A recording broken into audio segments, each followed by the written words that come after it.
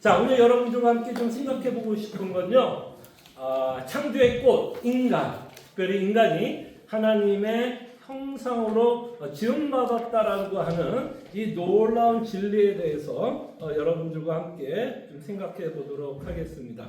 자, 신앙고백서, 웨스트민스터 신앙고백서에 보면요, 인간의 창조하심에 대해서 이렇게 기록되어 있는데요. 하나님께서 다른 모든 피조물을 지으신 후에 사람을 창조하시되 남자와 여자로 창조하시고 이성적이고 불멸하는 영혼을 주시며 자신의 형상을 따라 지식과 참된 의와 거룩함으로 임하시고 입히시고 하나님의 율법이 마음에 기록되게 하시며 그것을 행할 능력을 주셨습니다. 그러나 변할 수 있는 그들의 의지의 자유에 맡겨 두심으로 그들은 범죄의 가능성 아래 있었습니다. 그들은 마음속에 쓰인 법 이외에도 선악을 알게 하는 나무의 열매를 먹지 말라는 명령을 받았으며 그것을 지키는 동안에는 하나님의 교제하는 행복이 있었고 또한 피조물을 다스렸습니다. 네. 그래서 이 내용을 통해서 인간이 어떤 식으로 창조함을 받았는가에 대해서 우리에게 말씀합니다. 특별히 하나님의 그 창조에 꽂힌 인간은 창세기 1장 26절에서 27절에 보면 그 내용이 더 명확하게 나와 있는 것을 저희들이 보게 되죠. 제가 한번 읽어드릴게요. 하나님이 이르시되 우리의 형상을 따라 우리의 모양대로 우리가 사람을 만들고 그들과 바다의 물고기와 하늘의 새와 가축과 온 땅과 땅에 기는 모든 것을 다스리게 하자 하시고 하나님이 자기 형상 곧 하나님의 형상대로 사람을 창조하시되 아버지와 여자를 남자와 여자를 창조하시고 그래서 인간은 하나님의 형상으로 지음을 받았다라고 말씀을 하며 인간이 갖고 있는 존엄성 또는 인간이 갖고 있는 가치에 대해서 말씀하고 있습니다. 자, 그럴 때 우리가 살아가고 있는 세상에서는 어떤 사람들이 좀 가치 있게 여겨지나요, 여러분? 어떤 사람에 대해서 가치 있게 좀 존엄성이 있고 또 어떤 사람들이 자신을 좀 높이고 자랑하면서 살아갈까요, 여러분? 인간의 존엄성을 어떻게 측정하죠? 요 근래 사람들은 어떤 걸로 저 사람은 참 대단하다, 뭐 인간의 존엄성을 어떤 식으로 좀 측정을 하는 것 같아요? 권력이나 지위, 그렇죠. 아니면은 그렇죠. 권력, 명예, 지위, 명예, 부 그런 것을 통해서 그 사람의 존엄성, 그 사람의 가치를, 값어치를 매기고 있는, 점수를 매기고 있는 것을 보게 됩니다. 또 하나, 우리나라 사람들은 또 어떤 것을 또 존엄성을 주죠? 어떤 거에 대한 가치, 자랑은 뭐죠? 우리나라 사람들이 참 자랑하는 것 중에 하나가 뭘 갖고 많이 자랑하죠? 자식. 네? 자식. 오케이. 또 부. 네, 부 또. 근데 한 가지가 안 나왔어요.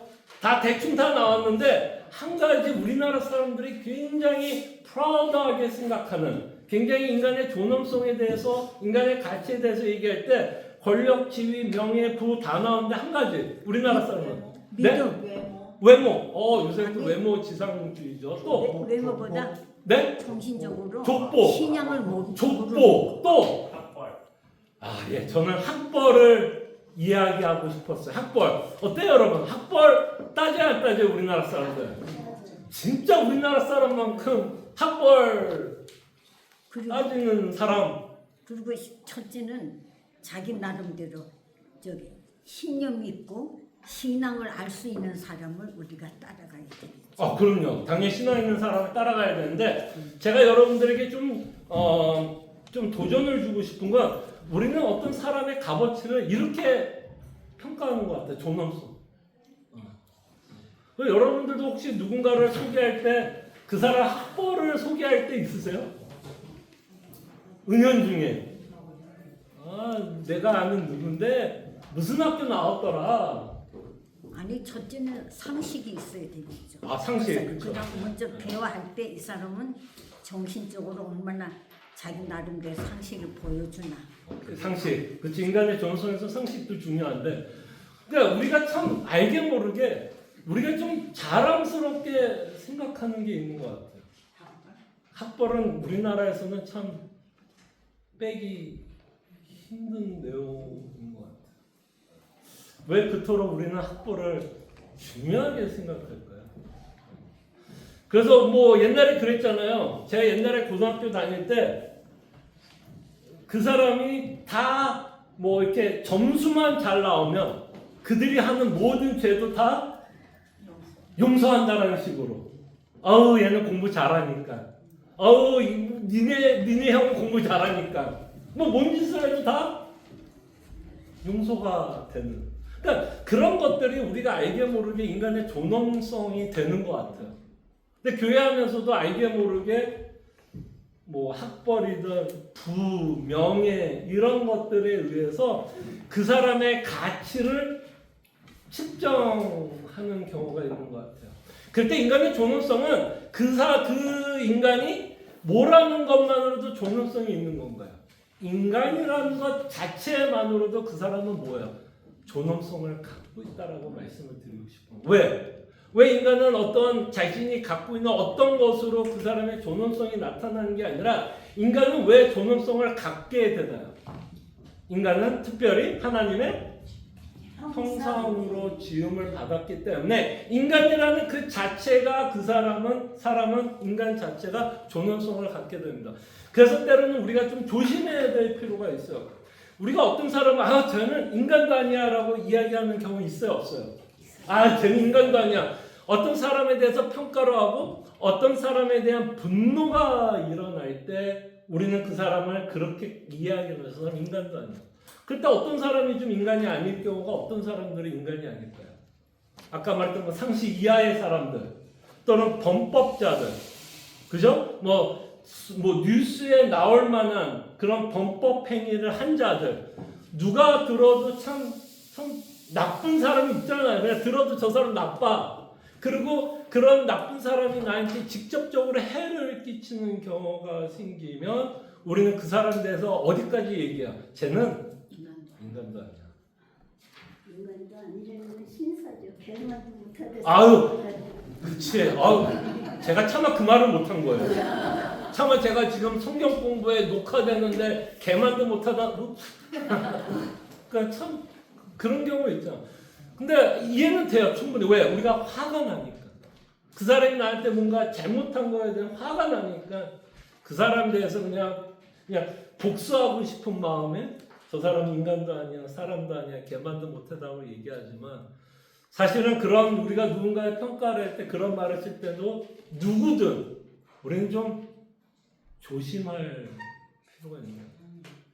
그것이 설사 우리 기준에 맞지 않는 사람일지라도 누가 다 봐도 저 사람은 나쁜 사람일 거에 다 동의를 해도 사람에 대한 존엄성은 어쨌든 인간은 하나님의 형상으로 지음을 받았기 때문에 그 자체로서 존엄성을 갖고 있다라는 것이 우리가 신앙생활하고 또 인간관계를 맺고 사람들을 만나면서 잊지 않기를 바라요.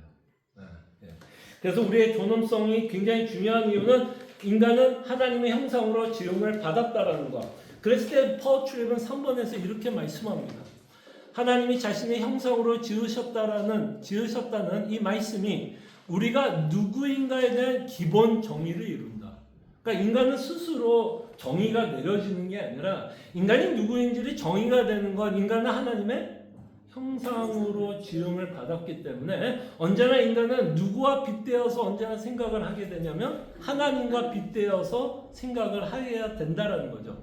그래서 하나님이 자신의 형상으로 지으셨다는 이 말씀이 우리가 누군가에 대한 기본 정의를 이룬다. 인류의 이야기 및 본연의 존재와 행위는 모두 이 말씀으로 시작된다. 인간의 정체성은 부명예 학벌 뭐 그런 것들에 의한 정체성이 아니라 인간의 정체성, 인간의 의미와 목적, 인간의 원래 기능에 대한 정의, 인간의 운명의 방향성 등이 그 말씀 속에 담겨 있다. 그 말씀이라 하면 뭘까요? 인간은 하나님의 형상으로 만들어졌다는 거죠. 그래서 우리가 누군가를 평가할 때도 굉장히 조심스럽게 평가해야 한다라는 것을 우리가 좀 생각해 봤으면 합니다. 자, 그럴 때 우리가 그 하나님의 형상으로 지음받았다는 그 내용에 대해서 우리는 세 가지를 좀 생각을 해볼게요. 우리가 하나님의 형상으로 지음받은 거에 대해서 퍼출면 한 가지를 더 얘기하는데 저는 세 가지만 여러분들에게 소개를 하겠습니다. 하나는 인간의 형상, 인간이 하나님의 형상으로 지음받았기 때문에 인간은 관계성을 갖고 살아갑니다. 굉장히 중요한 내용. 사귐이라는 관계성을 갖게 되고요. 그 다음에 이 내용도 굉장히 중요합니다. 5번인데요. 인간은 도덕성을 갖게 됩니다. 이 굉장히 중요한 내용이에요. 하나님이 도덕성을 갖고 있기 때문에 인간도 도덕성을 갖고 있다는 거고, 마지막으로 인간은 영혼을 갖고 있다는 거.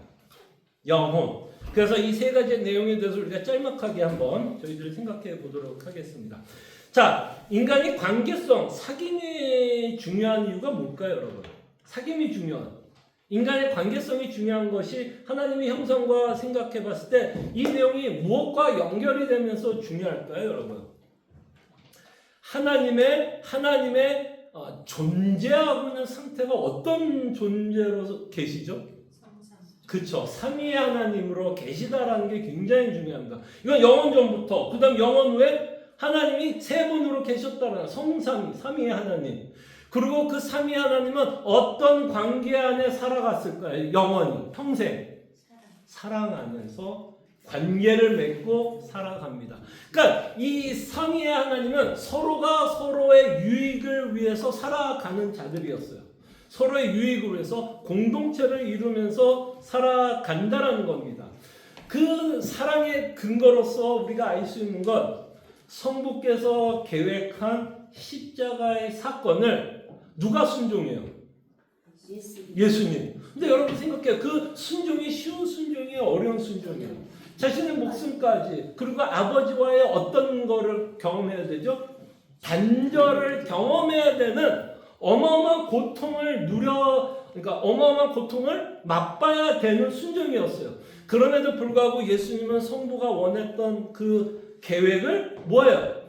이루시는 것을 통해서 우리는 뭐를 알 수 있냐면 성자가 성부를 향한 사랑을 알게 되고 그 성부와 성자가 누렸던 사귐, 그 공동체를 우리는 알게 됩니다.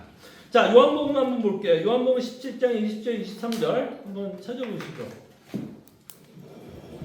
자, 요한복음 17장 20절 23절.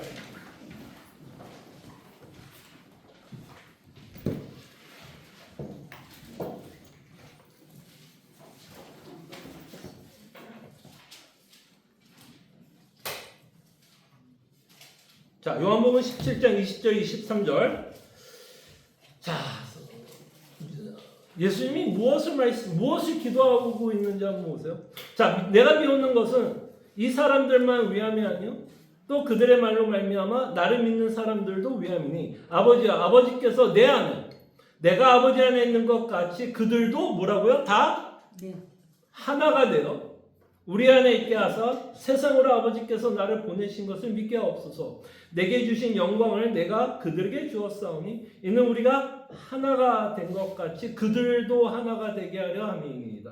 곧 내가 그들 안에 있고 아버지께서 내 안에 계시어 그들로 온전함을 이루어 하나가 되게 하려 함은 아버지께서 나를 보내신 것과 또 나를 사랑하신 것 같이 그들로 사랑하시는 것을 세상으로 알게 하려 함이로소이다. 아멘. 그래서 지금 예수님이 기도하고 있는 건 뭐예요? 삼위 하나님이 사귀었던 그 사귐에 우리도 뭐하기를 기도하는 거예요? 그 사귐에 우리도 동참하기를 원하는 거죠.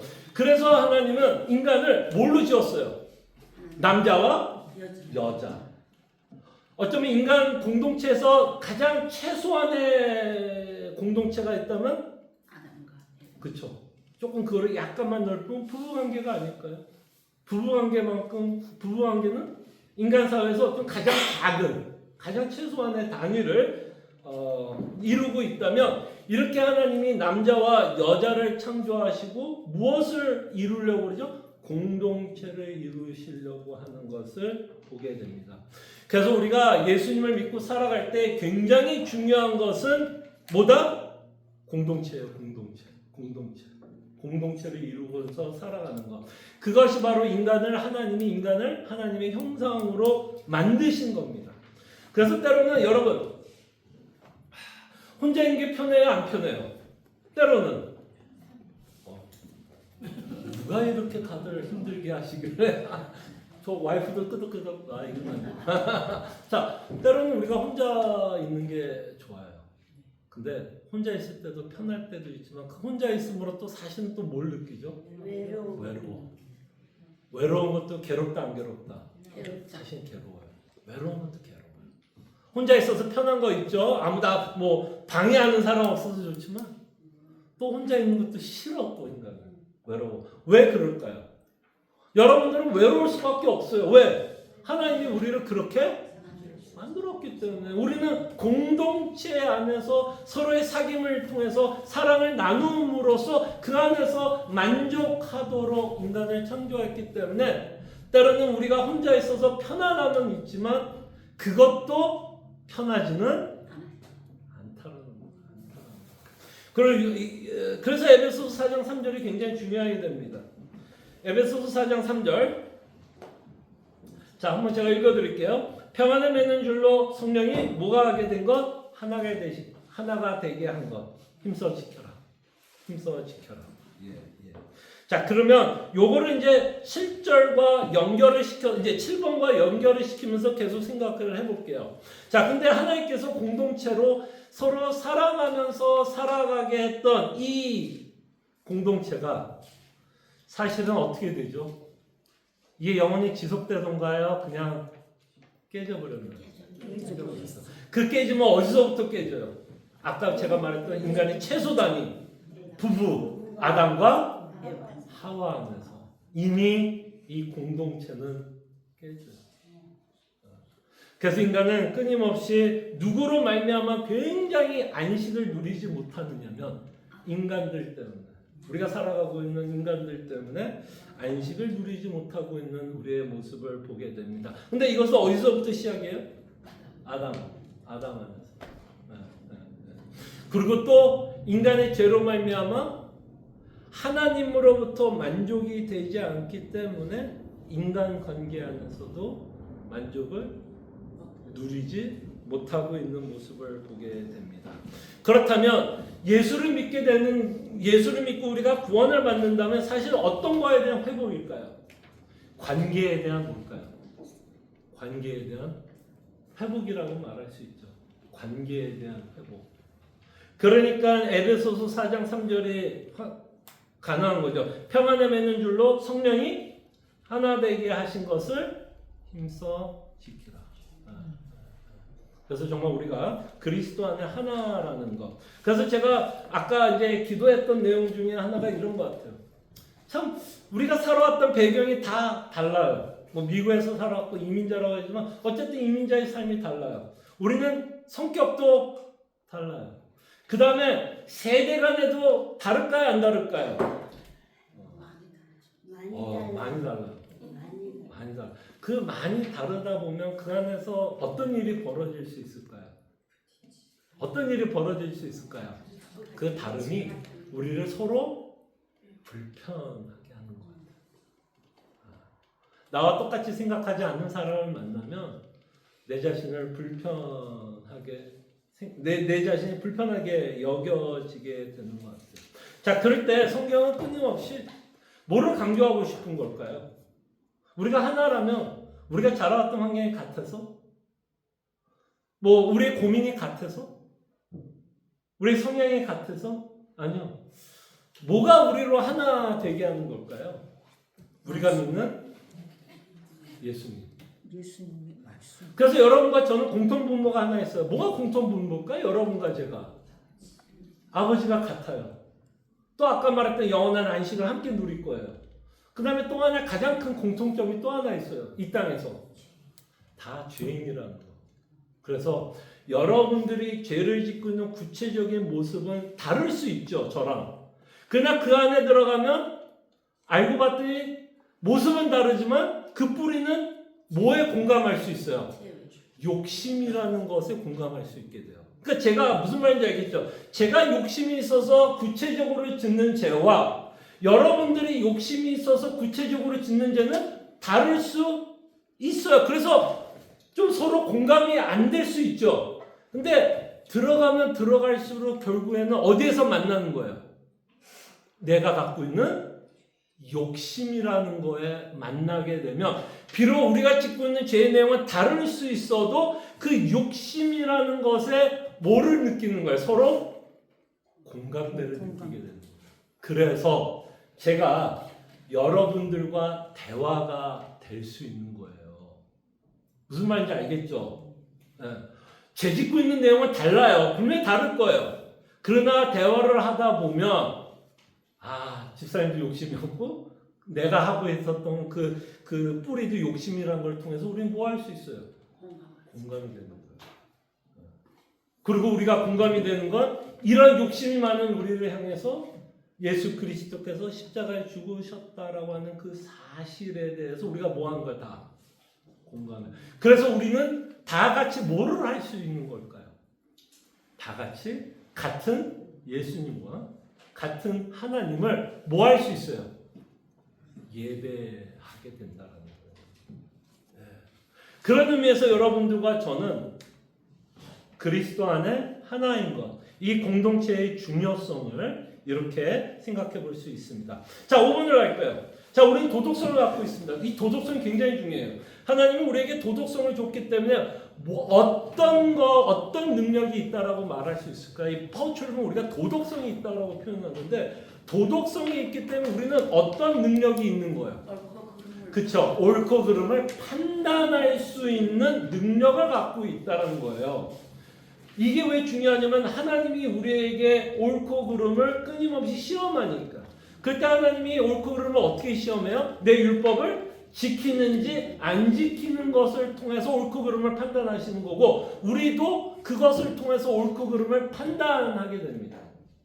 그리고 이 도덕성이 중요한 이유는 뭘까요? 우리가 옳고 그름을 판단할 수도 있지만 하나님께서 이런 도덕성을 줬기 때문에 이 도덕성의 근거에서 하나님의 인간을 뭘 할 수 있을까요? 뭘 할 수 있을까요? 들렸어요? 심판을 할 수 있게 돼요. 왜? 도덕성이 있기 때문에 자신이 판단한 그 일에 대해서 인간은 뭐를 할 수 있는 자가 되는 그것에 대해서 책임을 질 수 있는 자가 되는 거예요. 그래서 이 도덕성은 굉장히 중요합니다. 그래서 하나님이 이 아담을 창조하고 인간을 하나님의 형상으로 지었다는 얘기는 아담에게도 그렇고 하와에게도 뭐를 부여했어요? 도덕성을 부여해서 옳고 그름을 판단할 수 있는 자로 만들었어요. 창조하셨어요.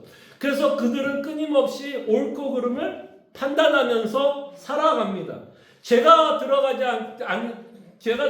전에는 어땠을까요? 끊임없이 하나님이 기준이 되어 옳고 그름을 판단했겠죠. 그죠? 하나님이 기준이 되어 끊임없이 옳고 그름을 판단하면서 살았을 겁니다. 근데 이제 제가 들어와서 이제 어떤 일이 벌어졌을까요? 그 도덕성의 기준이 바뀌었다고 볼 수 있죠. 그 도덕성, 옛날에 죄를 짓기 전에 도덕성의 기준은 하나님이 주신 율법은 무조건 옳은 거였고 그것을 지키지 않으면 죄가 됐다라는 그 도덕성을 갖고 살았는데 죄가 들어옴으로써 그 도덕성은 훼손이 되면서 누가 도덕성의 기준이 돼요? 나 자신의 마음이. 내 자신. 내가 기준이 되는 거예요. 그래서 결국 그 옳고 그름을 누가 판단해요? 내가 판단하게 되는 거예요. 내가. 그걸 사실 성경은 이제 죄에 타락된 인간의 모습이라는 것을 보게 됩니다. 자, 그렇다면 우리가 구원을 받았다라 그러면 뭐가 회복됐다라고 볼 수 있을까요? 이것과 연결을 시키면 하나님이 원래 인간을 창조한 그 도덕성의 회복이라고 말할 수 있죠. 원래 하나님이 우리 인간을 창조했던 모습은 뭐예요? 하나님이 옳다라는 게 하나님이 인간을 창조한 원래 인간 형상의 모습 아니에요. 근데 죄로 인해서 그게 훼손이 되었는데 우리가 예수를 믿게 됨으로써 다시 누가 옳다라는 것을 인정하게 되는 거예요. 하나님이 옳다. 하나님이 옳다. 그래서 그 하나님이 옳다라는 것을 이렇게 표현하죠. 우리가 신명기를 통해서 우리에게 말씀하는 게 하나님이 우리에게 율법을 주신 이유가 뭐라고 그랬죠? 혹시 기억나서 신명기를 통해서 제가 여러분들에게 계속해서 눈이 강조하고 싶은 건 하나님이 우리에게 율법을 주신 많은 이유가 있지만 신명기는 우리에게 무엇을 가르쳐요? 율법을 주신 이유가 너의 죄가 드러나게 하라. 맞아요. 죄가 드러나죠. 네. 근데 신명기에 또 하나 중요한 내용. 율법을 주신 이유. 너희가 율법을 지켜 살아가야 되는 이유는 너의 행복을 위해서 주셨다라고 말해요. 행복을 위해서. 우리가 이 부분을 놓치지 않았으면 좋겠어. 우리는 누군가 우리에게 간섭을 하고 누군가 나에게 명령을 하면 좋아요, 싫어요? 싫어요. 그게 여전히 우리의 도덕성 안에 죄가 묻어있는 증거겠죠. 그러나 하나님은 우리에게 준 율법이 우리의 행복을 위해서 주셨고 우리의 도덕성이 회복되었다라는 것, 그것이 뭐라고 믿고 사는 거예요. 이제 그것이 옳다. 하나님의 율법을 지키면서 살아가는 것이 옳다라는 이 도덕성에 회복되었다라는 것을 저희들이 생각해 볼 수 있습니다. 그래서 이제 우리의 도덕성은 끊임없이 누가 기준이 돼요? 하나님이 기준이 되고 하나님이 쓰신 성경이 우리의 도덕성의 기준이 됩니다. 자, 이제 어려운 이야기를 할게요. 참 어려운 문제입니다. 이거 지금 이 어려운 논쟁을 지금 이 자리에서 다 풀 수는 없지만, 자, 하나님이 가나안에 들어가서 뭐 하라 그래요? 이스라엘 민족이 가나안에 들어가서 뭐 하라 그러죠? 가나안에 들어가서 하나님이 이스라엘 민족 뭐 하라 그래요? 뭐 하라 그래요? 다 멸절하라 그럽니다. 좀 불편해요, 안 불편해요? 불편하죠. 저도 엄청 불편해요. 그럼에도 불구하고 그건 제가 이 시간에 다 설명하려고 그러는 건 아닙니다. 우리가 불편할 수 있어도 그건 옳은 거야, 그른 거예요. 그건 옳은 거예요. 무슨 말인지 알겠죠? 끊임없이 하나님이 말하고 다 옳은 거예요, 그냥. 그게 우리를 때로는 불편하게 할지라도 거기에는 당연히 이유가 있게 되고, 여러분들이 그게 만약에 불편하다면 사실은 여러분들은 뭐가 또 불편해야 되는지 알아요? 영원한 심판도 불편해야 돼요. 근데 그거는 안 불편하죠. 하나님께서 영원히 심판하신다는데. 근데 어느 게 더 무서운 거예요? 가나안 민족을 멸절하는 게 더 무서워요? 하나님이 영원한 심판 가운데 예수 그리스도를 부인한 모든 자를 심판하겠다는, 사실 어느 게 더 불편해야 돼요? 후자예요, 후자. 그럼 전자가 불편하면 가나안에 하나님이 다 죽이라는 게 불편하면 영원한 심판도 불편하셔야 돼요. 무슨 말인지 알겠죠? 논리적으로. 근데 우리가 영원한 심판에 대해서 불편함이 없다면 사실은 가나안에 들어가서 하나님께서 그들을 다 멸절하는 그 내용도 사실 우리는 좀 덜 불편할 수도 있을 것 같아요. 사실은 그렇게 멸절되는 건 make a long story short, 하나님 심판을 보여주시는 거예요. 사실은 영원한 하나님의 심판이 어떤 식으로 이루어질지에 대한 예표로 우리에게 보여주고 있다는 것. 어쨌든 도덕성의 회복. 하나님은 옳다. 하나님은 옳다. 그리고 나는 틀렸다. 내가 불편해도 내가 틀렸다. 그래서 하나님은 옳은 게 도덕성의 회복이겠죠. 자, 마지막으로 여러분들과 이제 인간에게 주신 가장 큰 축복 중에 하나는 영혼이 아닐까 싶어요. 영혼. 그 영혼에는, 그 안에는 어떤 인격을 우리가 갖게 되면 이성, 감정, 의지라고 하는 영혼, 이 영혼 안에 이성, 감정, 의지가 들어있다는 거. 그래서 하나님은 우리에게 이성을 주고 뭐를 주셨냐면, 이성이 갖고 있는 가장 큰 특혜는 우리로 하여금 사고할 수 있는, 생각할 수 있는. 그래서 하나님이 누구인지에 대한 뭐를 알 수 있어요? 우리는 생각할 수 있다는 거. 이거를 통해서 우리는 하나님이 우리를 로봇으로 만들지 않았다라는 거예요. 그래서 우리는 하나님을 알아갈 수 있고, 하나님을 알아가는 또 뭐가 있어요? 기쁨을 누리면서 살아갑니다. 그래서 그 감정은 하나님을 우리가 올바로 알아갈 때, 그 하나님을 알아갈 때 우리 안에 감정이 기쁘고요. 그 감정이 기쁠 때 우리 안에는 하나님을 향한 의지가 발동해서 하나님의 말씀대로 살아가려고 합니다. 이 부분 뭐 앞에 있는 부분도 다 마찬가지지만 이 영혼만큼은 정말 하나님이 인간에게 준 가장 큰 특권인 것 같아요. 이 영혼이 없으면 특히 이성이 없다면 우리가 하나님과 사귀는데 이게 참 어려울 것 같아요. 맹목적일 것 같아요. 그러나 하나님이 우리가 사고하는 것을 통해서 하나님을 우리는 맹목적으로 믿는 게 아니라 인격과 인격 가운데 우리가 하나님을 알아가는 기쁨 가운데 하나님을 사귀게 됩니다. 자, 그럴 때 이제 죄가 들어와서 훼손된 거니 영혼이 훼손됐다고 볼 수 있죠. 더 이상 우리의 이성은 하나님을 향한 사고하고 싶지 않다. 하나님을 별로 생각하고 싶지 않고 하나님을 저항하고 싶고 하나님을 대항하고 싶은 것. 그 다음에 더 이상 하나님을 향한 어떤 기쁨의 감정, 즐거움의 감정이 없고 당연히 이러다 보니까 우리의 의지 안에 당연히 하나님의 말씀에 순종하고 싶은 마음조차도 없게 되겠죠. 그러나 다시 한번 우리가 구원을 받았다라는 거 오늘 우리가 그 에스겔을 통해서 우리가 살펴본 것처럼 우리 마음에 무슨 마음이 있었어요? 에스겔에 보면 뭐라 그래? 우리의 굳은 마음. 굳은 마음을 제거하시사 부드러운 마음을 주셔서 이제는 우리가 갖고 있는 이성으로 하나님을 사고할 수 있다 없다. 그렇다고 우리가 하나님의 모든 것을 안다는 얘기는 아니에요. 그러나 적어도 성경에서 하나님이 자신을 계시한 것만큼은 우리의 사고를 가지고 우리가 이 하나님을 알아갈 수 있고 우리가 알고 있고 사고하고 있는 그 하나님에 대한 바른 감정, 기쁨. 그 다음에 또 여러분들이 아까 제가 안식을 통해서 우리가 이 땅에 누리는 안식은 뭐라고 그랬냐면 소망이라고 그랬죠. 소망을 통해서 우리는 안식을 누린다고 그럴 때 그 소망은 우리에게 뭘 줄까요? 뭘 줘요? 기쁨, 즐거움, 위로. 그러면 그 소망은 우리가 갖고 있는 그 이성 가운데 소망이라고 하는 진리는 우리에게 감정을 주고 그 감정으로 인해서 우리 의지 가운데 우리는 끊임없이 하나님을 붙잡고 소망을 붙잡고 하나님의 뜻대로 살아가려고 하는 그죠? 마음, 의지를 갖고 저희들은 살아갑니다. 자, 그럴 때 마지막으로 여러분 우리 이제 이성 가운데 여러분들이 이제 뭐가 계속해서 적용이 되어야 되냐면 여러분들의 인생을 믿음의 눈으로 사고할 수 있는 훈련을 하셔야 돼요. 믿음의 눈으로. 그게 제가 요새 전도서를 읽으면서 참 저한테 도전이 되는 내용이 그건 것 같아요.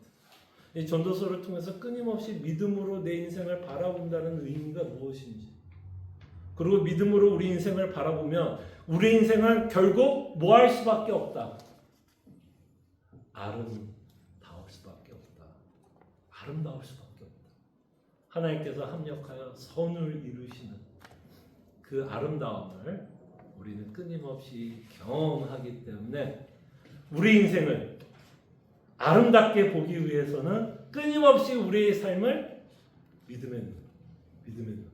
그래서 특별히 지난주 수요일날 제가 했던 전도서 성경 공부는 한번 꼭 들어보십시오. 정말 그 때에 따라서 참 하나님께서 그 우리의 삶의 때 그때는 어떤 때도 들어가죠. 전쟁. 잃어버릴 수 있고 울 때가 있고 근데 제가 그 본문을 볼 때마다 제가 설명을 했지만 왜 하나님은 그걸 아름답다라고 표현했을까? 우리는 그때 우는 게 어떻게 아름다워요? 그죠? 고통인데 근데 그게 아름다울 수 있는 유일한 이유가 있다면 그 안에서도 하나님은 역사하시기 때문에 그 일을 통해서도 하나님은 자신의 계획을 이루시기 때문에 그것조차도 그렇다면 우리는 조금 덜 실망하고 덜 괴롭고 덜 절망하고 덜 짜증 날 수 있을 것 같아요. 그래서 끊임없이 우리 인생을 믿음의 눈으로 바라보시기를 바랍니다. 기도합니다. 참으로 고마우신 하나님, 인간이 하나님의 형상으로 지음받았다라는 거 잊지 않게 해주시고 우리의 죄로 인해서 인간의 형상이 깨졌고 다시 한번 구원으로 말미암아 인간의 형상을 회복시키시며 하나님이 원래 인간을 창조한 대로 회복하고 있는 그 놀라운 손길을 바라보게 하여 주시옵소서. 공동체로 부르고 있으며 도덕성이 회복됐으며 우리의 영혼이 영생했음을 저희들이 믿고 살아갈 때 믿음으로 끊임없이 우리 인생을 바라보며 살아갈 수 있는 은혜를 허락해 주시옵소서. 감사하고 살아계신 예수 그리스도 이름으로 기도합니다. 네.